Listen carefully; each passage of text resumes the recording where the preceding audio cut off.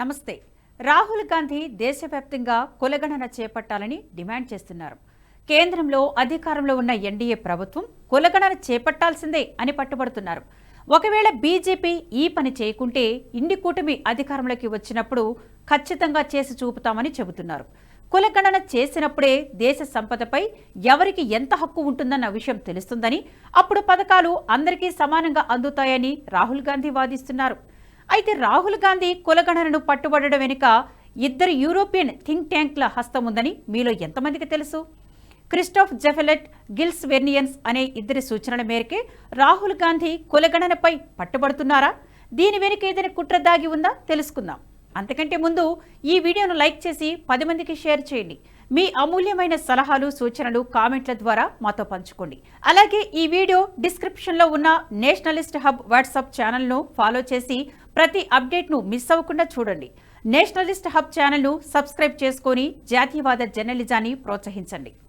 రాహుల్ గాంధీ కులగణనపై పట్టుబట్టడానికి కేవలం రాజకీయ లబ్ధి మాత్రమే దాగి ఉంది. కేవలం రాజకీయ లబ్ధి పొందడానికే రాహుల్ గాంధీ సదరు నినాదాన్ని భుజానికి ఎత్తుకున్నారు. కులగణన దేశంలో బ్రిటిష్ ప్రభుత్వం తప్ప మరే ఇతర ప్రభుత్వము చేయలేదు. దేశ తొలి ప్రధాని రాహుల్ గాంధీ ముత్తాత నెహ్రూనే కులగణనను వ్యతిరేకించారు. ఇందిరా, రాజీవ్ గాంధీలు కూడా కులపరమైన గణనను వ్యతిరేకించారు. భారత్లో బ్రిటిష్ పాలన కాలంలో 1872లో జనాభా లెక్కలు మొదలయ్యాయి. 1931 వరకు బ్రిటిష్ అధికారులు జనాభా లెక్కలు సేకరించేటప్పుడు కులాలకు సంబంధించిన సమాచారాన్ని కూడా సేకరించేవారు. స్వతంత్ర భారతంలో తొలిసారి 1951లో జనాభా లెక్కలు చేపట్టారు. అప్పుడు షెడ్యూల్ కులాలు, షెడ్యూల్ తెగల సమాచారం మాత్రమే సేకరించారు. అప్పటి నుంచి కులగణనను భారత ప్రభుత్వం వ్యతిరేకిస్తూ వచ్చింది. దీనిపై విధానపరంగా నిర్ణయం తీసుకున్నామని నాటి కాంగ్రెస్ ప్రభుత్వం తెలిపింది. అయితే 1980లలో పరిస్థితులు మారాయి. కులాల ఆధారంగా పుట్టుకొచ్చిన కొన్ని ప్రాంతీయ పార్టీలు కొన్ని రాష్ట్రాల్లో చక్రాలు తిప్పడం మొదలుపెట్టాయి. దీంతో కులగణనకు రిజర్వేషన్లతో సంబంధం ఉండడంతో రాజకీయ పార్టీలు తరచూ దీనికోసం డిమాండ్ చేస్తున్నాయి.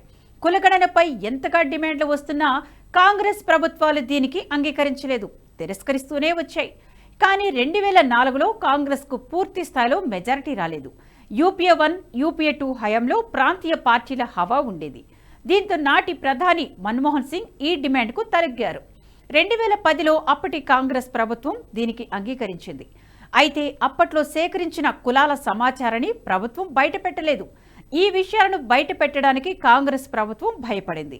ఇందులో భాగంగా 2011లో సేకరించిన సమాచారాన్ని బయట పెట్టబోవడం లేదని జూలై 2022లో పార్లమెంటు వేదికగా నాటి యూపీఏ ప్రభుత్వం వెల్లడించింది. మరోవైపు సుప్రీంకోర్టులోనూ ఈ విషయంపై విచారణ సమయంలో 2021లో కేంద్రం స్పందించింది. 2011లో చేపట్టిన ఆ సామాజిక ఆర్థిక కులగణనలో చాలా లోపాలు ఉన్నాయని బీజేపీ ప్రభుత్వం సుప్రీంకోర్టుకు తెలిపింది.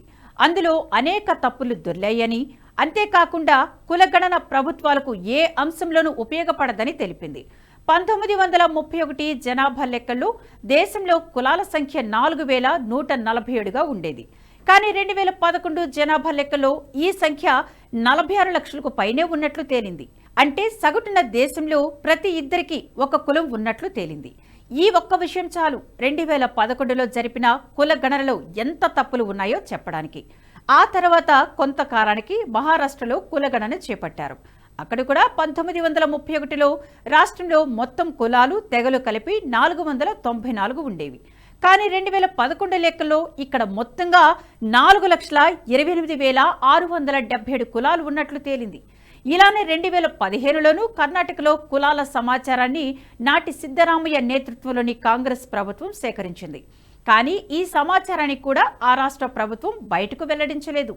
వీటికి సంబంధించిన లెక్కలను బయటపెడితే కులాల మధ్య ఘర్షణ ఏర్పడుతుందని, తద్వారా తమ ప్రభుత్వానికే చుక్కెదురవుతుందని సిద్ధరామయ్య ప్రభుత్వం భయపడుతుంది. కులగణన అన్నది కొన్ని ప్రయోజనాలను కలిగించవచ్చు. సమాజంలోని అన్ని రంగాలకు సమాన ప్రాతినిధ్యం కలుగుతుంది. కానీ దీన్ని పక్కాగా అమలు చేసినప్పుడే సార్థకత లభిస్తుంది. అయితే దేశంలోని రాజకీయ పరిస్థితుల నడుమ ఇది దాదాపు అసాధ్యం.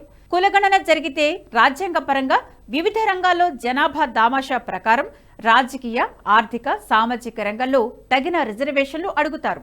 వెనుకబడిన కులాలకు కూడా వివిధ వర్గాలు, కులాల మధ్య తమ తమ వాటా కోసం కొంత తర్జన భర్జన జరిగే అవకాశం ఉంది. ఈ అంశం మరోసారి రాజకీయ పార్టీలకు కులాలకు మధ్య చర్చనీయాంశంగా మారుతుంది. కులగణన కులాలకు ఎంత ప్రయోజనం కలిగిస్తుందో తెలియదు, కానీ దాని ప్రభావం రాజకీయ పార్టీల గెలుపు ఓటములను నిర్ణయించే అంశంగా మారనుంది.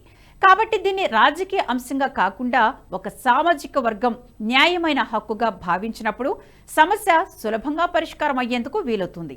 అందుకోసం సమాజంలో మార్పు రావాలి. కానీ ప్రస్తుతం ఉన్న రాజకీయ పరిస్థితుల కారణంగా ఈ మార్పు దాదాపు అసాధ్యం. ఈ మార్పు రాకుండా గణన చేపడితే సమాజంలో ఘర్షణలు పెరిగే అవకాశం ఉంటుంది. కులాల మధ్య వైషమ్యాలు పెరుగుతాయి.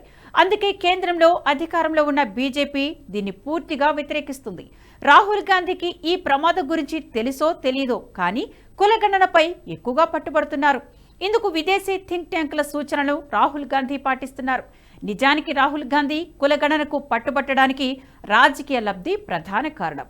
గత లోక్సభ ఎన్నికల్లో కాంగ్రెస్ కు దాదాపు 50 సీట్లు పెరగడానికి రిజర్వేషన్ల అంశం ప్రధాన కారణం. బీజేపీ మరోసారి అధికారంలోకి వస్తే రిజర్వేషన్లు తీసేస్తుందని రాహుల్ గాంధీ దుష్ప్రచారం చేశారు. ఈ విషయం పట్ల ప్రజలను నమ్మించడంలో కాంగ్రెస్ విజయాన్ని సాధించింది. అందుకే ఈసారి కూడా కులాల ద్వారా లబ్ధి పొందాలని కాంగ్రెస్ భావిస్తోంది.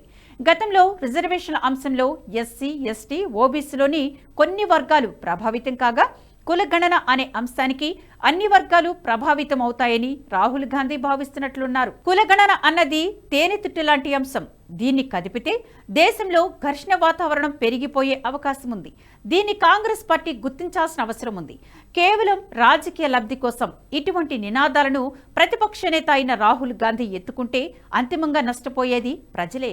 ఈ వీడియో మీకు నచ్చినట్టయితే లైక్ చేయండి, 10 మందికి షేర్ చేయండి. అలాగే కామెంట్ల రూపంలో మీ అభిప్రాయాలను మాతో పంచుకోండి. Nationalist hub group of channels ను సబ్స్క్రైబ్ చేసుకుని తెలుగునాట జాతీయవాద జర్నలిజాన్ని ప్రోత్సహించండి. ఈ వీడియో కింద ఉన్న బెల్ ఐకాన్ పై క్లిక్ చేయడం మర్చిపోవద్దు.